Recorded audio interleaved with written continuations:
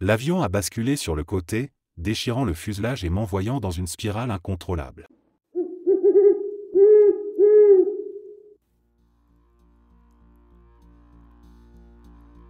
Ils ont survécu en mangeant les corps de leurs compagnons décédés. C'est la réalité brutale et terrifiante que j'ai découverte en tant qu'infirmier à l'hôpital de Santiago, lorsque les survivants du vol uruguayan Air Force 571 ont finalement été secourus après 72 jours dans les montagnes des Andes. Je n'ai jamais eu de contact direct avec eux, mais j'ai vu ces hommes, les visages creusés par la faim, les yeux hantés par une expérience inimaginable, passer dans les couloirs de l'hôpital. L'atmosphère était lourde, presque palpable, tandis que chacun essayait de comprendre l'horreur qu'ils avaient endurée. Le 13 octobre 1972, le vol 571 transportait 45 passagers, dont une équipe de rugby uruguayenne, lorsqu'il s'est écrasé dans les Andes. Le choc initial a tué plusieurs personnes, mais ceux qui ont survécu ont dû affronter des conditions inimaginables, des températures glaciales, le manque de nourriture et l'isolement total. Après quelques jours, il est devenu évident que personne ne viendrait les secourir. Les recherches avaient été abandonnées, et ils étaient laissés à eux-mêmes au milieu de cette étendue blanche et mortelle. Les jours se sont transformés en semaines, et la faim est devenue insupportable. Avec aucun autre choix pour survivre, ils ont pris la décision déchirante de consommer les corps de ceux qui étaient morts. Cette décision, bien que monstrueuse en apparence, était leur seule chance de rester en vie. Ils ont lutté contre leur propre humanité, mais finalement, l'instinct de survie a pris le dessus. Manger les corps de leurs amis et de leurs coéquipiers était la seule manière de subsister. Quand ils ont finalement été retrouvés et ramenés à Santiago, les médias et le public étaient en effervescence. Mais en tant qu'infirmier, ce que j'ai vu dépassait les mots. Ces hommes étaient revenus d'un enfer vivant. Leur corps était maigre, affamé, mais c'était dans leurs yeux que se trouvait la véritable histoire, une souffrance si profonde, si intense, qu'elle laissait deviner les cauchemars qu'ils avaient dû vivre, jour après jour. Chaque fois que je repense à cette histoire, je me rappelle à quel point la survie peut pousser l'être humain à ses limites les plus extrêmes. Les survivants du vol 571 ont été confrontés à des choix impossibles, et bien qu'ils aient survécu, ce qu'ils ont vécu dans ces montagnes restera gravé en eux pour toujours.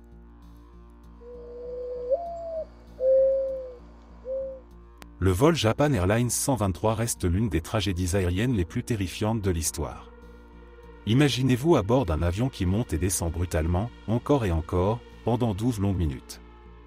Vous savez que l'appareil sur lequel vous vous trouvez est en train de perdre le contrôle et qu'il va probablement s'écraser, mais vous ne savez pas quand ni comment. Chaque fois que l'avion plonge, vous pensez que c'est la fin, que le crash est imminent. Puis, soudainement, l'avion remonte, vous donnant un faux espoir, avant de plonger à nouveau. Cette alternance entre la peur et l'espoir est une véritable torture mentale, un cauchemar éveillé dont il est impossible de s'échapper. Les passagers à bord du vol 123 ont vécu l'indicible. Dans cette situation de terreur extrême, certains ont trouvé le courage d'écrire des lettres d'adieu à leur famille, conscients que leurs chances de survie étaient quasi nulles. Pouvez-vous imaginer la détresse, la peur et le désespoir qui les ont poussés à prendre un stylo pour rédiger leurs derniers mots? Ce qu'ils ont traversé dépasse l'entendement, une horreur que peu de gens peuvent même commencer à comprendre. Le 12 août 1985, le vol Japan Airlines 123, un Boeing 747, a décollé de Tokyo à destination d'Osaka. Peu après le décollage, une défaillance structurelle catastrophique a provoqué la perte d'une partie de la queue de l'appareil, entraînant la défaillance des systèmes hydrauliques essentiels au contrôle de l'avion. Incapable de stabiliser le vol, l'équipage a lutté désespérément pour maintenir l'avion en l'air pendant plus de 30 minutes, tandis que l'appareil montait et plongeait de manière incontrôlable. À 18h56, après des tentatives désespérées pour contrôler l'appareil, le vol 123 s'est écrasé dans les montagnes isolées du Japon, à une vitesse effroyable. Sur les 524 personnes à bord, 520 ont perdu la vie, faisant de cette tragédie l'accident aérien le plus meurtrier impliquant un seul avion. Mais l'horreur ne s'est pas arrêtée là. Les secours, pensant que personne n'aurait pu survivre à un tel impact, ont retardé leur intervention. Pendant ce temps, 4 survivants, miraculeusement épargnés par le crash, ont dû attendre 14 heures avant d'être secourus. Imaginez l'angoisse de ces survivants, gravement blessés, attendant dans l'obscurité, entourés des débris de l'avion et des corps de leurs compagnons de voyage. Pendant ce laps de temps, plusieurs autres passagers, qui auraient pu être sauvés, sont morts lentement à cause du manque de soins médicaux immédiats. L'une des survivantes, une jeune femme nommée Keiko Kawakami, a raconté plus tard avoir entendu les gémissements et les appels à l'aide d'autres survivants dans l'obscurité de la nuit, des voix qui se sont progressivement éteintes, laissant place à un silence absolu et terrifiant. Ces moments d'attente, entre la vie et la mort, sont sans doute aussi horribles que le crash lui-même.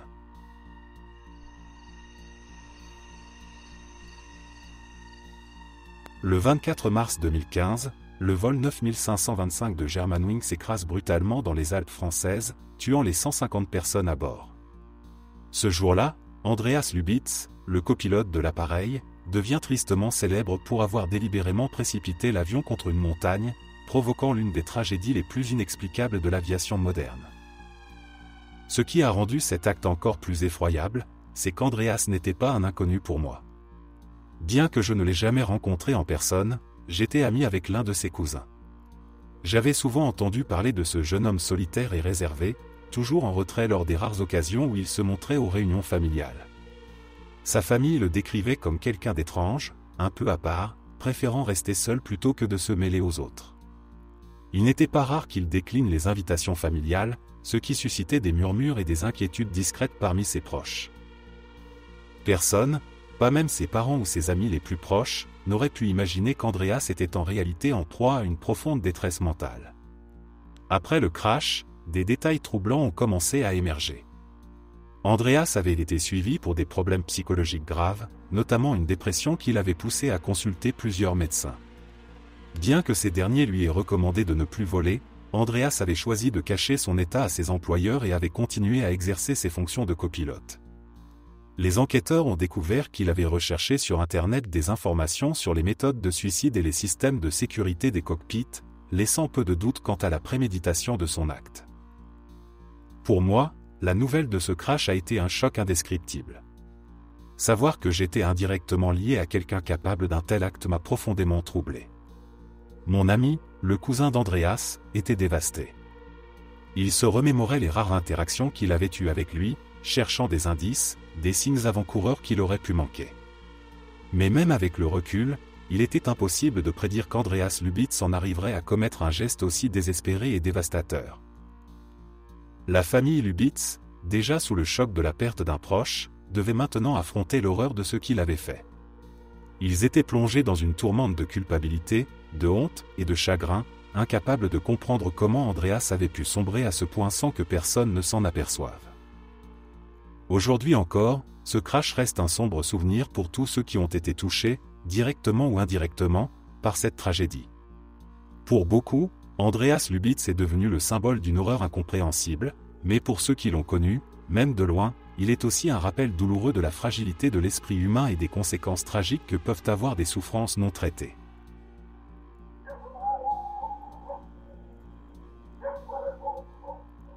Il existe une histoire tragique dans l'aviation qui est à la fois terrifiante et presque inconcevable. C'est celle d'un vol où la partie avant de l'avion, le cockpit, s'est littéralement détachée après une explosion, laissant l'appareil continuer à monter alors que les moteurs, toujours en marche, poussaient l'avion vers des altitudes encore plus élevées.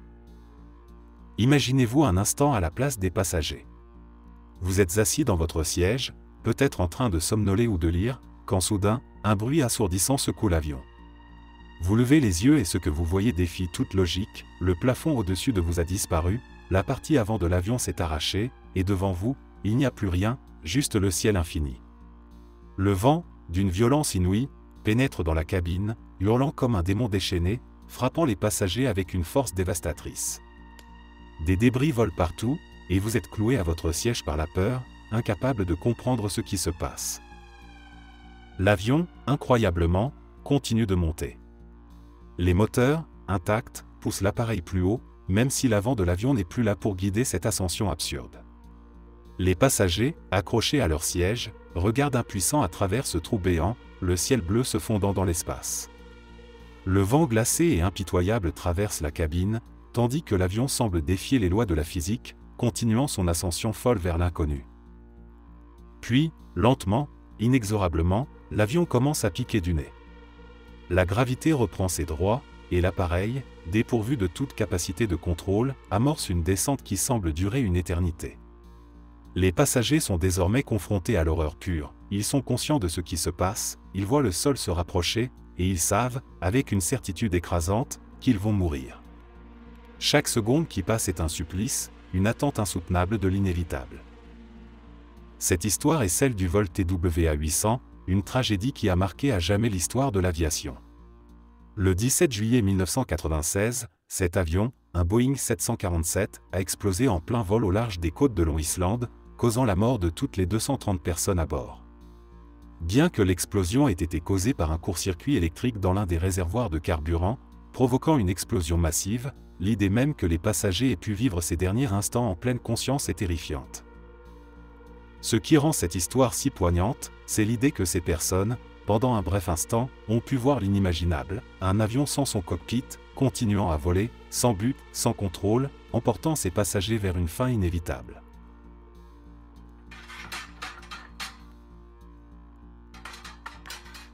Richard Russell était un gars que tout le monde aimait bien. Au travail, à l'aéroport international de Seattle-Tacoma, il était toujours celui qui apportait un peu de légèreté dans nos journées. Avec son sourire facile et son attitude décontractée, Rich comme on l'appelait tous était le type de collègue avec qui on aimait discuter lors des pauses. Il parlait souvent de ses projets de voyage, de sa vie simple et de ses rêves, mais jamais on n'aurait pu imaginer ce qu'il allait faire ce jour-là. C'était le 10 août 2018, une journée qui avait commencé comme toutes les autres. On travaillait tous, occupés à nos tâches, à charger les bagages, à guider les avions sur le tarmac. Rich, en tant qu'agent de piste, faisait ce qu'il savait faire de mieux, s'assurer que tout fonctionnait comme sur des roulettes au sol. Il plaisantait encore ce matin-là, parlant de la chaleur et de comment il avait hâte de rentrer chez lui pour se détendre. Rien n'aurait pu nous préparer à ce qui allait suivre. Plus tard dans la journée, il a fait quelque chose d'inimaginable. Il a pris les commandes d'un avion de ligne Bombardier Q400, sans aucune autorisation. Quand la nouvelle est arrivée à l'équipe au sol, personne ne voulait y croire. Rich, le gars sympa qu'on connaissait tous, il avait toujours été un bon vivant, quelqu'un qui semblait à l'aise dans sa peau. Mais voilà qu'on apprenait qu'il avait réussi à faire décoller un avion. Les premiers moments étaient empreints d'incrédulité. Comment avait-il pu réussir à démarrer un avion de cette taille et à le faire décoller, sans aucune formation de pilote? Mais c'est ce qu'il a fait. Il a pris l'avion en plein ciel, réalisant des manœuvres que même des pilotes expérimentés qualifieraient de périlleuses. Il a tenté un loop, un tour complet en l'air, avec cet avion de ligne. C'était impressionnant, terrifiant et incompréhensible à la fois. Les communications entre Rich et les contrôleurs aériens ont été diffusées plus tard, et entendre sa voix était déchirant. Il parlait calmement, même en plaisantant parfois, mais derrière cette façade, il y avait quelque chose d'autre. Il parlait de sa vie, de ses luttes intérieures, de son mal-être, d'une manière que personne parmi nous n'aurait pu deviner. C'était comme s'il utilisait ce moment pour exprimer tout ce qu'il avait gardé enfoui en lui, tout ce qu'il n'avait jamais partagé avec nous. Pendant qu'il était dans les airs, des avions militaires ont été dépêchés pour l'intercepter, mais Rich n'était pas agressif, il ne menaçait personne. Il semblait simplement vouloir faire quelque chose de fou, quelque chose qu'il n'avait jamais osé faire avant. Mais cette aventure tragique devait avoir une fin. L'avion a finalement plongé et s'est écrasé sur une île isolée dans le Puget Sound, mettant fin à sa vie de manière dramatique et tragique. Pour ceux d'entre nous qui le connaissaient, l'impact a été dévastateur. Rich n'avait jamais montré de signes de détresse grave, rien qui aurait pu suggérer qu'il était capable de faire une chose pareille. C'était un gars normal, avec ses hauts et ses bas, mais jamais on n'aurait imaginé qu'il en arriverait là. Après sa mort, il y a eu beaucoup de discussions sur ce qu'on aurait pu faire différemment, sur les signes que nous avons peut-être manqués. Je repense souvent à lui, à ce sourire qu'il avait toujours sur le visage, et je me demande ce qui aurait pu se passer pour que tout bascule de cette manière. Richard Russell restera à jamais dans nos mémoires, non seulement pour l'acte qu'il a commis, mais aussi pour la personne qu'il était. Un mec cool, qui portait un poids dont nous n'avions aucune idée.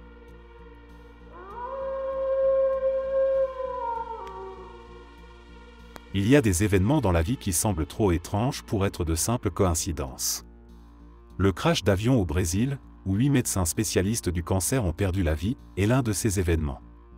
Quand j'ai entendu la nouvelle, j'ai tout de suite eu un mauvais pressentiment. Quelque chose ne collait pas. Plus j'y réfléchissais, plus je trouvais cette tragédie suspecte, presque trop parfaite pour être un simple accident. Ces 8 médecins n'étaient pas des praticiens ordinaires. Ils étaient parmi les meilleurs spécialistes du cancer au Brésil, des chercheurs et cliniciens qui consacraient leur vie à trouver des moyens de vaincre cette maladie dévastatrice. Et juste au moment où ils travaillaient sur ce qui pourrait être une découverte majeure, leur avion s'écrase, les emportant tous dans la mort. Le hasard ? Peut-être. Mais ce qui est encore plus étrange, c'est que 7 autres médecins, tous membres de la même équipe, ont changé de vol à la dernière minute. Pourquoi ? Pourquoi ces 7-là ont-ils échappé à la mort, tandis que leurs collègues ont péri ? Cela me donne des frissons rien que d'y penser. Imaginez, une équipe de scientifiques sur le point de faire une percée dans la lutte contre le cancer, une découverte qui pourrait potentiellement sauver des millions de vies. Et soudain, un accident se produit, les réduisant au silence. Trop de coïncidences, trop de questions sans réponse. Pourquoi ces médecins spécifiques ? Pourquoi ce vol en particulier ? Et pourquoi tant de mystères autour de ces changements de dernière minute ? Il est difficile de ne pas se demander si ce crash n'a pas été orchestré pour empêcher quelque chose de sortir, quelque chose que ces médecins avaient découvert et qui aurait pu bouleverser l'industrie pharmaceutique ou d'autres intérêts puissants. Après tout, le cancer est une industrie de plusieurs milliards de dollars, et une cure, ou même un traitement révolutionnaire, pourrait changer radicalement cet équilibre. Les rapports officiels parleront peut-être d'une défaillance technique, d'une erreur humaine ou de conditions météorologiques défavorables, mais comment ignorer ces signes troublants ? Comment ne pas se poser la question, et si ce crash n'était pas un accident ? Et si ces médecins avaient été ciblés précisément parce qu'ils étaient sur le point de changer le monde ? Je n'ai pas de preuves, seulement des soupçons, des intuitions que je ne peux ignorer. Mais une chose est sûre, ce crash d'avion au Brésil est bien plus qu'une tragédie. Le vol Hélio 522 est l'un des accidents les plus troublants de l'histoire de l'aviation moderne. En tant qu'analyste des crashs d'avions, j'ai étudié de nombreux incidents, mais celui-ci reste particulièrement glaçant, tant par les circonstances que par les images mentales qu'il évoque. Tout a commencé le 14 août 2005, lorsque le vol Hélio 522, un Boeing 737, a décollé de Chypre à destination d'Athènes. Dès le début, un problème technique critique s'est manifesté, la cabine n'a pas réussi à se pressuriser correctement après le décollage. Ce problème, qui aurait pu être détecté et corrigé si le système de pressurisation avait été réglé sur auto, comme il aurait dû l'être, est passé inaperçu à cause d'une erreur humaine. Un mécanicien avait laissé le système de pressurisation en mode manuel après une vérification de routine, et personne dans l'équipage ne l'a corrigé avant le vol. Peu après le décollage, l'altitude augmentant, l'oxygène a commencé à se raréfier dans la cabine. Le personnel de bord, qui n'avait pas pris la précaution de mettre leur masque à oxygène, a perdu connaissance rapidement en raison de l'hypoxie. Les passagers, voyant les masques tomber du plafond, ont naturellement suivi les consignes de sécurité et les ont mis. Mais ces masques ne fournissent que 15 minutes d'oxygène, une durée suffisante pour descendre à une altitude plus sûre en cas d'urgence. Cependant, l'avion était toujours en montée, et lorsque l'oxygène s'est épuisé, les passagers ont également sombré dans l'inconscience. Le Boeing 737, désormais sans équipage capable de le piloter, a continué son vol en mode pilote automatique. L'avion a suivi son plan de vol initial jusqu'à sa destination, mais, sans réponse des pilotes, il a commencé à tourner en rond dans le ciel grec, dans une attente silencieuse et lugubre. C'est à ce moment-là que 2 chasseurs de l'armée de l'air grecque ont été dépêchés pour une inspection visuelle. Ce qu'ils ont découvert était terrifiant, un avion de ligne qui tournait en rond dans le ciel, rempli de passagers inconscients, plongés dans une sorte de sommeil mortel. Pour les pilotes de chasse, la vue de cet appareil silencieux, sans aucun signe de vie, a dû être profondément perturbante. Il n'y avait aucune communication, aucun mouvement visible, juste un avion fantôme, dérivant en silence à travers les airs.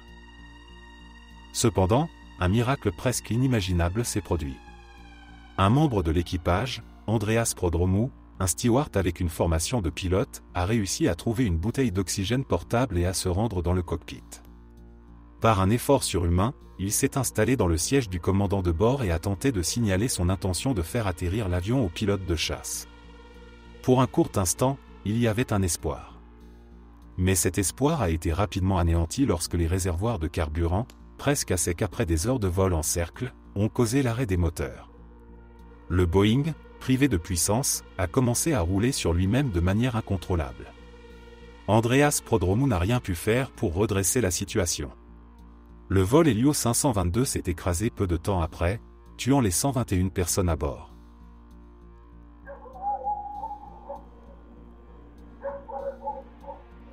Le 25 juillet 2000, l'impossible s'est produit.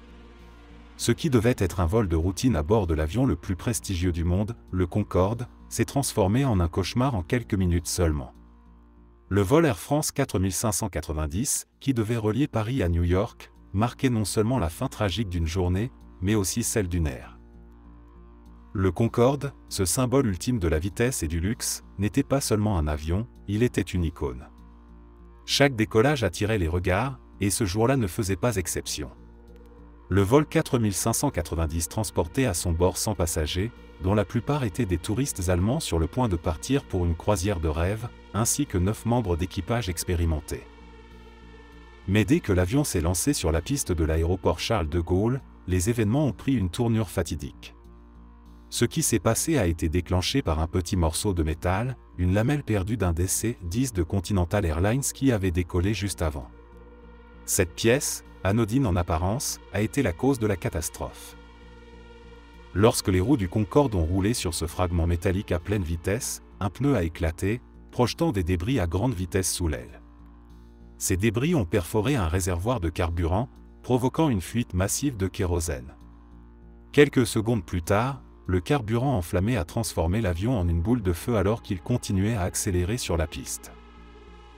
Le Concorde, malgré la situation critique, a réussi à décoller, mais il était déjà condamné.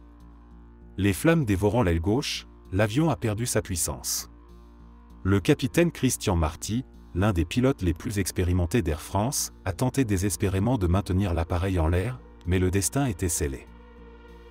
À peine quelques minutes après le décollage, le Concorde s'est écrasé sur un petit hôtel à Gonesse, une commune proche de l'aéroport. L'impact a tué instantanément les 109 personnes à bord et 4 autres au sol. Le silence qui a suivi l'explosion a laissé place à une scène de désolation, alors que les secours arrivaient sur les lieux pour faire face à l'horreur.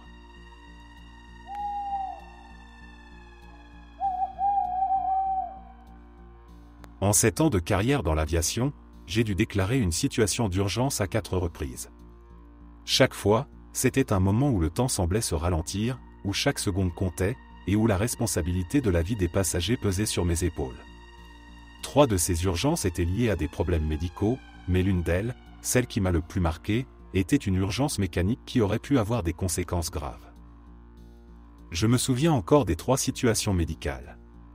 La première fois, c'était un vol de nuit, paisible et sans histoire, jusqu'à ce qu'un membre de l'équipage vienne m'informer qu'un passager était inconscient. Il s'agissait d'un homme d'âge moyen, sans antécédents médicaux apparents. Nous avons immédiatement lancé un appel pour savoir s'il y avait un médecin à bord, et heureusement, un docteur s'est manifesté. Malgré tous nos efforts, l'homme ne reprenait pas connaissance.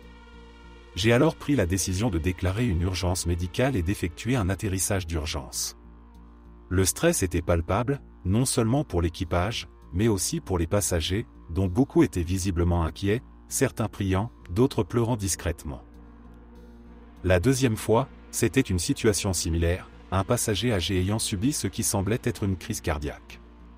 Une fois encore, nous avons dû agir rapidement.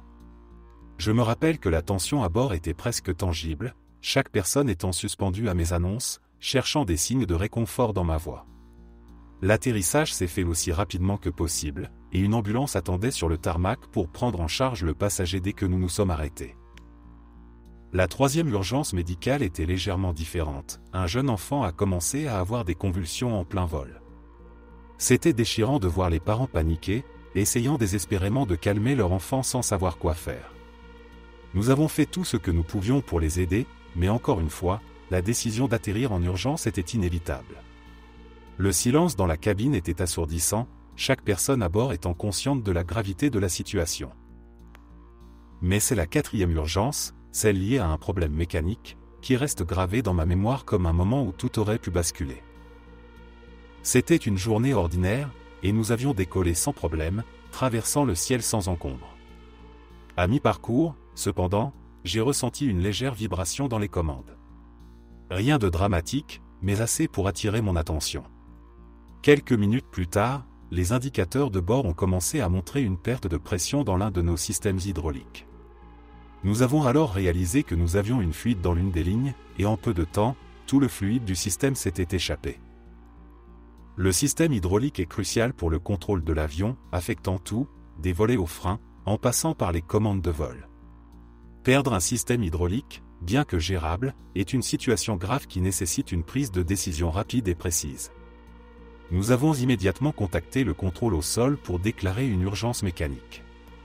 Bien que l'avion puisse encore voler avec les systèmes restants, nous savions que nous devions préparer un atterrissage non standard. J'ai informé les passagers de la situation, essayant de garder ma voix aussi calme et rassurante que possible, mais je pouvais voir la peur dans leurs yeux. Certains murmuraient entre eux, cherchant à comprendre ce qui se passait. D'autres, plus informés, avaient une expression d'inquiétude sur leur visage, sachant que quelque chose n'allait pas. Le personnel de cabine, bien que professionnel et entraîné, montrait aussi des signes de nervosité. À l'approche de l'aéroport, nous avons suivi les procédures pour un atterrissage d'urgence. J'ai demandé à ce que les pompiers soient prêts sur le tarmac, juste au cas où. Bien que l'urgence n'ait pas nécessité une descente rapide ou une dépressurisation, l'ambiance à bord était lourde. Chaque passager était accroché à son siège, priant pour que tout se passe bien. Lorsque nous avons finalement touché le sol, le soulagement était palpable. L'atterrissage s'est déroulé sans incident, mais les pompiers et les services d'urgence étaient déjà là, prêts à intervenir.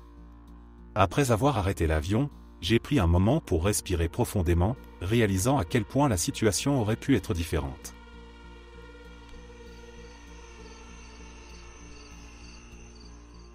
Ma tante a été tuée dans le crash du vol Silk 185.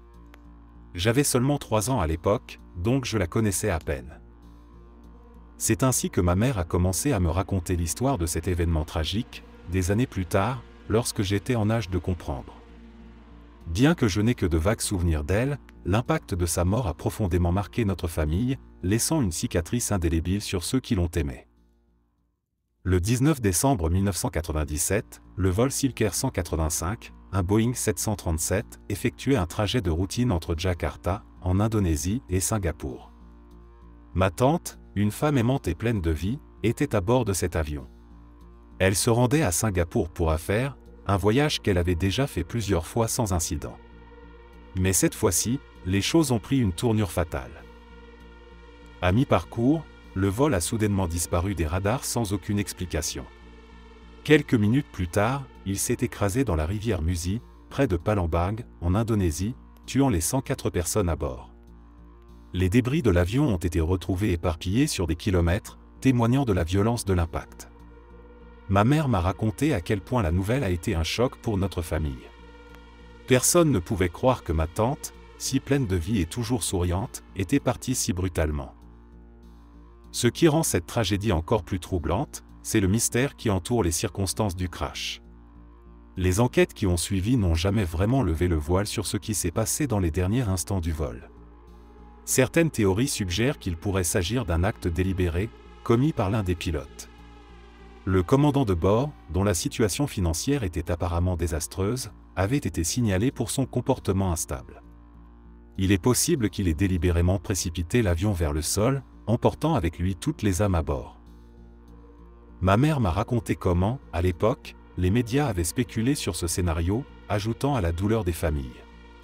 Imaginez que la mort de ma tante aurait pu être causée intentionnellement par une personne de confiance, chargée de la ramener à la maison en toute sécurité, est une pensée qui la hante encore aujourd'hui. En grandissant, j'ai souvent pensé à cette tante que je n'ai jamais vraiment connue, mais dont la vie a été arrachée si brutalement. Ma mère m'a montré des photos d'elle, souriante et heureuse, ignorant totalement ce qui allait lui arriver ce jour-là. C'est étrange de penser à quel point un simple vol peut transformer la vie de tant de gens en une tragédie.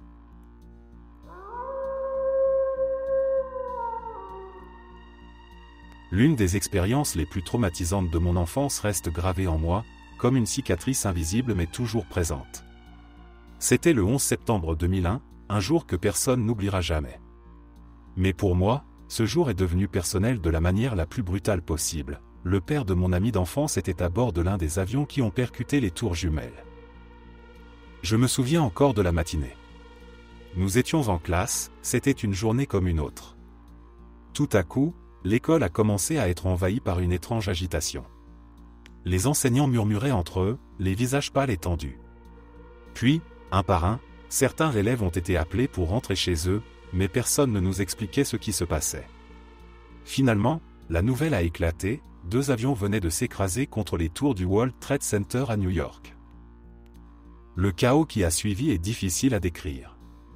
Tout le monde était sous le choc, mais pour moi, la réalité a frappé avec une intensité particulière. L'un de ces avions, le vol American Airlines 11, transportait le père de mon ami. Ce n'était plus une tragédie lointaine qui se déroulait à des milliers de kilomètres.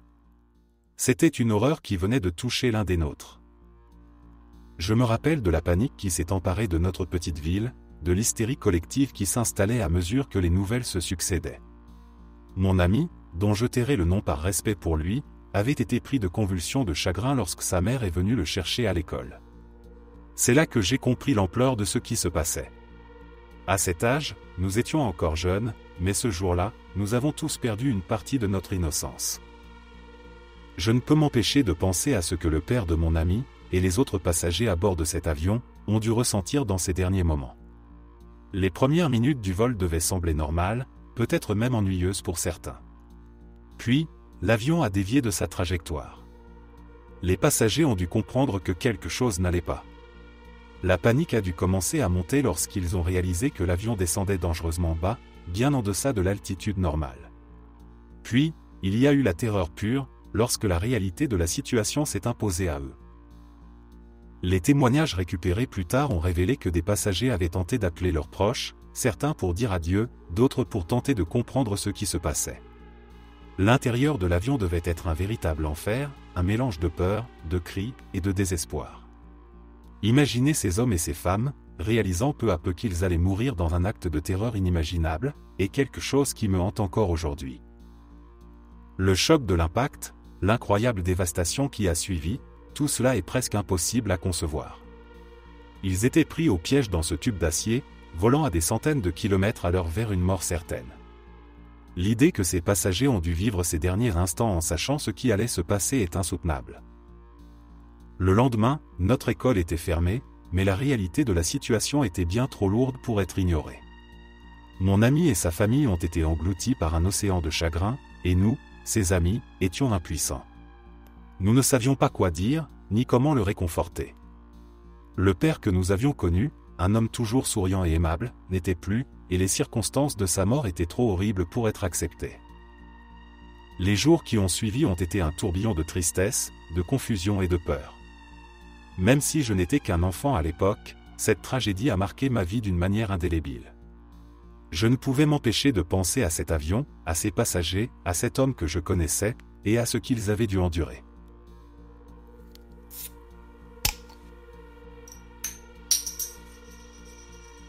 En tant que grand voyageur parcourant régulièrement les États-Unis pour le travail et le plaisir, j'ai toujours considéré l'avion comme le moyen de transport le plus sûr et le plus efficace. Pourtant, ces dernières années, une inquiétude grandissante s'est installée en moi, particulièrement lorsqu'il s'agit de voler à bord d'avions Boeing. Des incidents récents et des informations troublantes ont ébranlé ma confiance en cette entreprise autrefois synonyme de fiabilité et d'innovation. Tout a commencé il y a quelques années, avec les crashs tragiques de 2 Boeing 737 MAX en l'espace de quelques mois. Les accidents du vol Lyon Air 610 et du vol Ethiopian Airlines 302 ont coûté la vie à des centaines de personnes innocentes et ont révélé des failles inquiétantes dans les systèmes de sécurité de ces appareils. Les enquêtes qui ont suivi ont mis en lumière des problèmes de conception et de formation, ainsi que des décisions douteuses prises au nom de la rentabilité et de la concurrence. Mais ce qui m'a vraiment glacé le sang, ce sont les histoires récentes concernant 2 lanceurs d'alerte liés à Boeing, retrouvés morts dans des circonstances mystérieuses. Ces individus courageux avaient, selon les informations, tenté de dévoiler des problèmes de sécurité persistants au sein de la compagnie, mettant en garde contre des pratiques dangereuses et des compromis inacceptables sur la sécurité des passagers. Le premier, un ingénieur aéronautique expérimenté nommé Daniel Harper, avait travaillé chez Boeing pendant plus de 20 ans. Il était connu pour son intégrité et son dévouement à la sécurité aérienne. Selon des rapports, Daniel avait exprimé de sérieuses préoccupations concernant la qualité de certaines pièces utilisées dans la construction des avions récents de la compagnie. Il avait tenté de porter ces problèmes à l'attention des régulateurs fédéraux, mais sa voix semblait avoir été étouffée. Puis, un matin, la nouvelle est tombée, Daniel avait été retrouvé mort chez lui, apparemment victime d'un suicide. Pourtant, ses proches et collègues ont immédiatement exprimé des doutes. Ils décrivaient un homme plein de vie, engagé dans son travail et déterminé à faire ce qui était juste. Les circonstances de sa mort étaient floues, et l'enquête officielle a rapidement conclu à une absence de jeu déloyal, malgré les nombreuses questions sans réponse. Peu de temps après, une autre tragédie est survenue. Lisa Thompson, une ancienne inspectrice de la qualité chez un sous-traitant majeur de Boeing, a été retrouvée morte dans sa voiture, victime d'un accident de la route étrange et inexpliqué. Lisa avait récemment démissionné de son poste, invoquant des pressions et des tentatives de la faire taire après qu'elle eut signalé des irrégularités graves dans la fabrication de composants essentiels des avions. Elle avait confié à des amis proches qu'elle se sentait menacée et qu'elle craignait pour sa sécurité. Ces deux décès, survenus dans un laps de temps si rapproché et impliquant des individus qui tentaient de dénoncer des problèmes de sécurité critiques, ont soulevé de nombreuses suspicions et théories. Les médias ont brièvement couvert ces histoires, mais elles semblent avoir été rapidement oubliées, éclipsées par d'autres nouvelles et événements mondiaux. Pourtant, pour moi et pour beaucoup d'autres voyageurs fréquents, ces incidents ont laissé une impression indélébile. Chaque fois que je monte à bord d'un avion Boeing désormais, une part de moi ne peut s'empêcher de penser à Daniel et Lisa, et aux avertissements qu'ils ont essayé de lancer. Je me demande quels autres secrets pourraient être dissimulés, quelles autres préoccupations de sécurité pourraient être ignorées au nom du profit et de la réputation.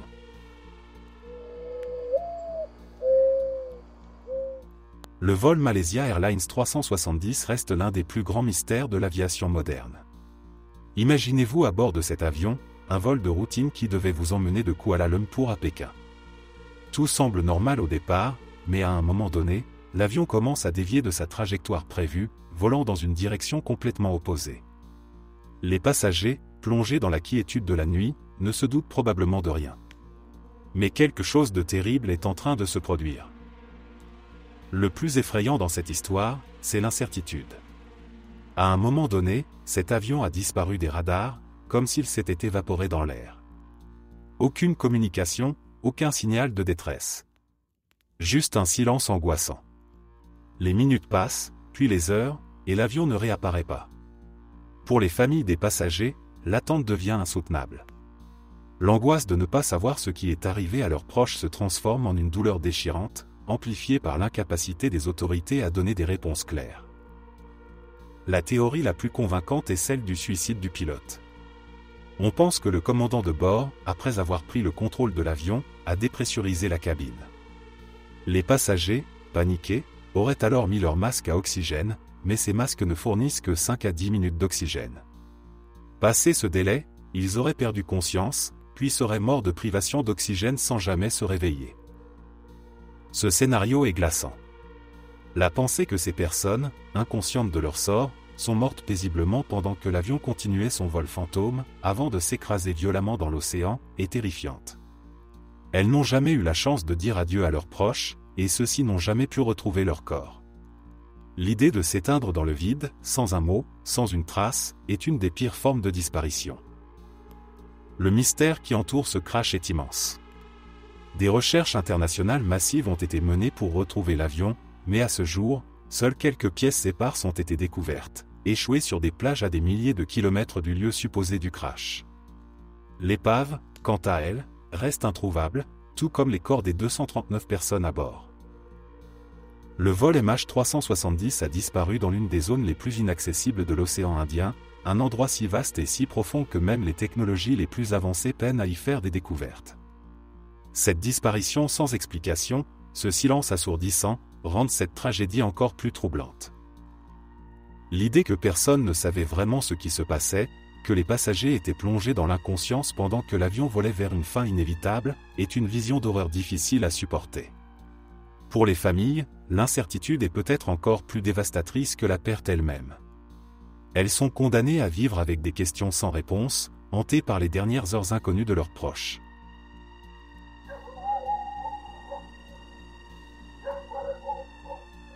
Le jour où j'ai défié la mort à bord d'un Cessna 172 a commencé comme un rêve que tout pilote espère vivre. Un ciel bleu sans un nuage, une légère brise, et un avion qui semblait prêt à m'emmener là où les routes ne mènent pas.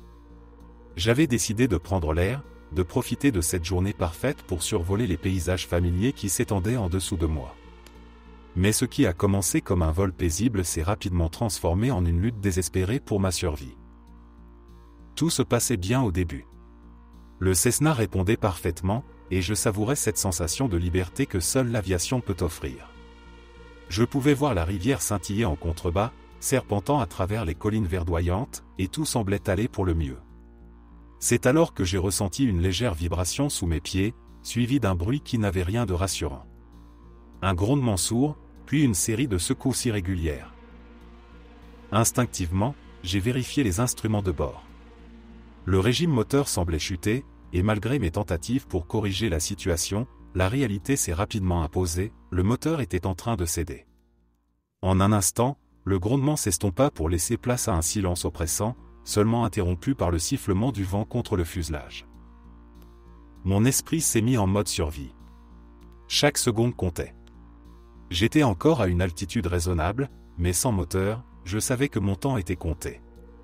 J'ai cherché frénétiquement un endroit pour poser l'avion en urgence. En dessous de moi, une vaste étendue boisée s'étendait à perte de vue, un terrain inhospitalier pour un atterrissage forcé. Je savais que je devais garder mon calme. J'ai repéré une petite clairière à travers les arbres, une mince chance de poser l'avion sans m'écraser. Avec précaution, j'ai orienté le Cessna vers cet espace restreint, priant pour que je puisse aligner l'avion correctement. Mais l'adrénaline était à son comble, et mes mains tremblaient alors que je m'approchais dangereusement du sol. Le moment de l'impact est arrivé plus vite que je ne l'avais imaginé. Les roues ont touché le sol avec un choc violent, projetant l'avion en avant. Les arbres semblaient se rapprocher à une vitesse terrifiante, et j'ai tiré sur les commandes pour éviter le pire. Mais l'inévitable s'est produit. Une aile a percuté une souche d'arbre, et l'avion a basculé sur le côté, déchirant le fuselage et m'envoyant dans une spirale incontrôlable. Je me suis réveillé quelques instants plus tard, le cockpit en désordre, le verre brisé autour de moi. Le silence était assourdissant, et une douleur lancinante parcourait mon corps. J'avais survécu, mais j'étais désorienté, le souffle coupé par le choc. J'ai rapidement réalisé que je devais sortir de l'avion, qui pourrait à tout moment prendre feu. Avec un effort immense, j'ai détaché ma ceinture de sécurité et me suis traîné hors de l'épave. L'air frais de la forêt m'a frappé, et j'ai ressenti un soulagement indescriptible. Alors que je m'effondrais sur le sol, à quelques mètres de l'épave du Cessna, j'ai ressenti un mélange étrange de soulagement et de douleur. Mes oreilles bourdonnaient, mon corps était en état de choc, et chaque respiration était un effort. Mais j'étais en vie. C'était tout ce qui comptait. Je savais que je devais bouger, trouver de l'aide, mais mes forces me quittaient rapidement. La douleur dans ma jambe gauche était de plus en plus insupportable, probablement une fracture, et mon épaule me lançait. Je me suis adossé à un arbre, essayant de reprendre mon souffle, et j'ai réfléchi à ce que je devais faire. Je n'avais pas mon téléphone portable sur moi, une habitude que je regrette amèrement à présent. Mais l'émetteur-récepteur de détresse de l'avion, que j'avais déclenché juste avant l'impact, allait faire son travail. Du moins, c'est ce que j'espérais. Je savais que les secours mettraient un certain temps à arriver, surtout dans cette région isolée, mais j'étais déterminé à tenir bon. Les minutes semblaient s'éterniser. Le soleil déclinait lentement, projetant des ombres longues et menaçantes à travers les arbres. Je luttais pour rester conscient, me battant contre l'épuisement et la douleur. Le temps était devenu flou, chaque battement de mon cœur résonnait dans mes oreilles comme un tambour lointain. J'ai dû sombrer dans une sorte de demi-sommeil à plusieurs reprises, chaque bruit de la forêt me tirant brusquement de ma torpeur. Puis, après ce qui m'a semblé être une éternité, j'ai entendu un bruit, d'abord lointain, puis de plus en plus distinct, le bourdonnement d'un hélicoptère. C'était un son que je n'oublierai jamais. L'espoir a jailli en moi, comme une bouffée d'air frais après avoir été immergé trop longtemps sous l'eau. J'ai rassemblé ce qui me restait de force pour me lever, agitant les bras faiblement, même si j'étais entouré d'arbres et qu'ils ne pouvaient probablement pas me voir d'en haut. Peu de temps après, j'ai entendu des voix, des appels à travers les arbres. Les secours étaient là. J'ai réussi à crier, un cri rauque et faible, mais suffisamment fort pour être entendu. Quelques minutes plus tard, 2 secouristes en tenue de sauvetage sont apparus dans mon champ de vision. Le soulagement que j'ai ressenti à ce moment-là était indescriptible. Ils se sont précipités vers moi, l'un d'eux s'agenouillant pour évaluer mes blessures tandis que l'autre communiquait avec l'équipe d'hélicoptères pour coordonner l'évacuation. Je me souviens avoir murmuré quelques mots de gratitude, mais je n'étais pas certain qu'ils m'aient entendu. Mes pensées étaient confuses, mais je savais que j'étais entre de bonnes mains. Ils ont rapidement stabilisé ma jambe et mon épaule, puis m'ont transporté avec précaution jusqu'à une zone dégagée où l'hélicoptère avait pu atterrir. Le bruit des pales battant l'air était assourdissant, mais c'était le son le plus réconfortant que j'ai jamais entendu. Je me suis senti soulevé du sol, littéralement et métaphoriquement, alors qu'ils me hissaient à bord de l'hélicoptère. En vol vers l'hôpital, j'ai eu un moment pour réfléchir à tout ce qui s'était passé. Le choc de l'accident, la lutte pour survivre, et enfin, le sauvetage. J'étais incroyablement chanceux. Beaucoup n'auraient peut-être pas eu cette chance.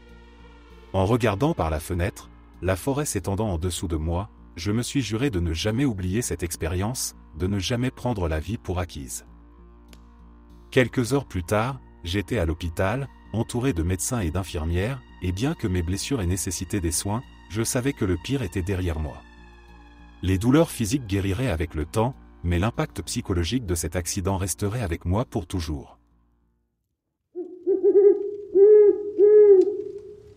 Merci d'être resté jusqu'à la fin.